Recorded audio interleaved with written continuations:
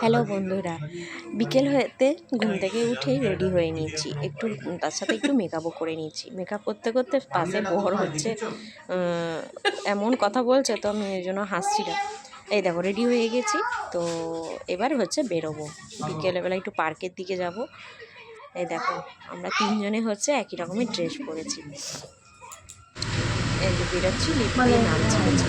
আচ্ছা, আমরা কে কে গেছি দীঘা সেটা তো তোমাদের সাথে বলাই হয়নি। তো গেছি হচ্ছে আমরা দুই বাবা, হচ্ছে আমার বাবা আর হচ্ছে শ্বশুরমা, আর এদিকে গেছে জেঠু জেঠিমা আর আমরা তিনজন। তো টোটাল হচ্ছে 7 জনে গেছিলাম দীঘা। দিয়ে এসছি এখানে দীঘার হচ্ছে অমরাবতী পার্ক এটা। তো পার্কে হচ্ছে এখানে রোপওয়ের জন্যই এসেছিলাম, তো রোপওয়েটা এখন বন্ধ আছে, খারাপ হয়ে গেছে। এখানে রোপওয়ে আছে আর এই যে বোটিং দিয়ে এই রাস্তা ধরেই যাচ্ছিলাম বোটিং করবো বলে। তো টিকিট কাটা হলে ওই বোটে উঠবো, বোটিং করা হবে। আমরা 4 জনেই হচ্ছে যাচ্ছি, হচ্ছে আমি আর আমার বর আর এদিকে জেঠু জেঠিমা। এই যে দেখো বর উঠছে, তারপরে হচ্ছে জেঠু উঠবে, তারপরে হচ্ছে জেঠিমা, তারপরে আমি উঠবো।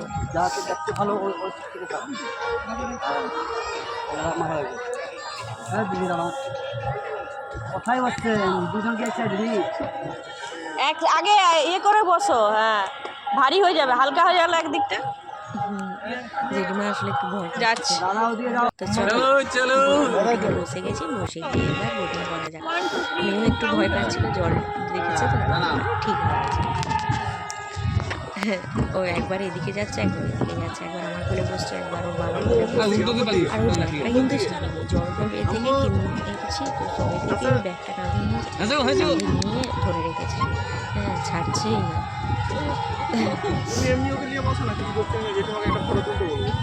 আচ্ছা, এখানে এই পার্কে কিন্তু আর কিছু আর ওই খরগোশ আর পাখি এইগুলোই আছে, তো সেরকম কিছু মানে কাউন্ট কোথায় হচ্ছে আমি তো বুঝতে পারছি না, কাউন্ট কোথায় হচ্ছে? নাম্বার হয়নি, ওকে দাও দেখি হচ্ছে। বিড়াল ছিল, দুদিকে দুটো তিনটে করে মাছ দাঁড়িয়েছিল, এটা একটু। তারপরে যে খরগোশ ছিল, পাখি আছে, তারপরে বাচ্চাদের যেমন হয় দোলনা, সেরকম কিছু দেখার মতো। যেটু বলছে হাওড়া ব্রিজ। আর এখান থেকে বেরিয়ে হচ্ছে আমরা রাস্তায় হেঁটে হেঁটে যাচ্ছিলাম, যে এবার টোটো ধরবো, টোটো ধরে এবার ওল্ড দীঘায় যাবো বলে।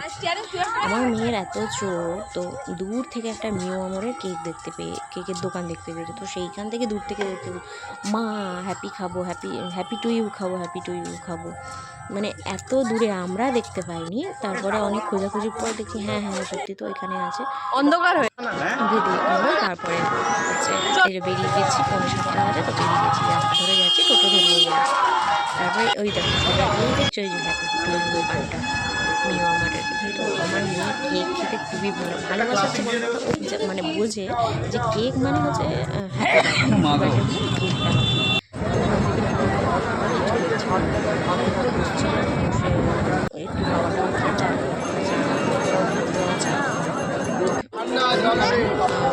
পাঁচজন খেয়ে দিয়ে ওখানে বৃষ্টিও শুরু হয়ে গেছে। তারপরে বৃষ্টি সেখানে তারপরে যেহেতু চারদিকটা ঘুরছিল, দীঘা আছে, এগুলো আছে, ওই আই লাভ দীঘা, তারপরে বিশ্ববাংলা, এই দেখো ছোটা চারদিকটা লাইট দিয়ে সাজানো। তারপরে হচ্ছে একটু দোকানগুলো ঘুরছিলাম, কচি কাচাদের জন্য কিছু একটু দেখছিলাম, দিয়ে বাড়ি চলে এসেছি 9:01 বাজে। দিয়ে ফ্রেশ হয়ে নিলাম, ফ্রেশ হয়ে এই যে খেতে যাবো বলে, মানে এত টায়ার্ড লাগছে আর দিয়ে ফ্রেশ হয়ে একটু খেয়ে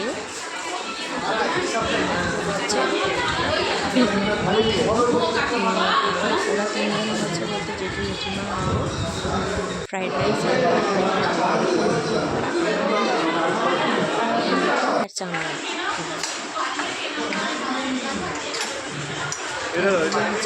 ফ্রাইড রাইস করছি, তারপরে ওই জন্য হচ্ছে ভাজা দিয়ে ফুলকো শাক খাওয়া হয়েছে। আমরা রুমে যাবো, সমুদ্রের পাড়ে যাবো, গিয়ে বসবো, তারপরে আসবো। এত সুন্দর ওখানে হাওয়া দিচ্ছিল। ওই দেখো মাছের সারি সারি মাছ দিয়ে রাস্তায় যেতে যেতে রুটি খেয়েছি, কোল্ড ড্রিঙ্কস খেতে খেতে দিয়ে নদীর পাড়ে এই সমুদ্র পাড়ে বসে হাওয়া খাচ্ছিলাম। আর এত শান্ত লাগছে এটা। আমি তো নিচে নেমে গেছিলাম, আমরা বসেছিল পাঁচিলে, আমি নিচে নেমে গিয়ে কন্ট্রোল কিছু ঢেউগুলো উঠছে, উঠে পায়ে এসে মিলিয়ে যাচ্ছে। এত সুন্দর লাগছে না ওখানে গিয়ে, ওখানে চুপ করে বসতে হবে আর সুন্দর মনোরম দৃশ্যটা উপভোগ করতে হবে, অনেক কিছু বলার নেই। আর তখন রাত বাজে 11টা, 11:30 প্রায়। আমার মেয়ের গাড়ি চাপবে, যখন থেকে গেছে ওখানে শুধু গাড়ি দেখছো ওর এখন সাহস হয়ে গেছে, আগে কানতো। দাঁড়াও 1 মিনিট, আমাকে আগে যেতে দাও। গাড়ি চালাবে, সে নামবে না, হয়ে গেছে। তারপরেও সে নামবে না, গাড়ি চালাবে চালাবে কি নাম এই জোরে করে টেনে কান্না শুরু করে দিল।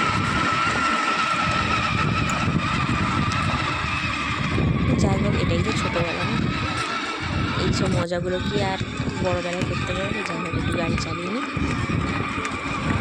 কতটা যে মজা আর বুঝতে পারছি। নিজেই গাড়ি নিয়ে মনে হয় কত পারদর্শী গাড়ি চালানো হচ্ছে।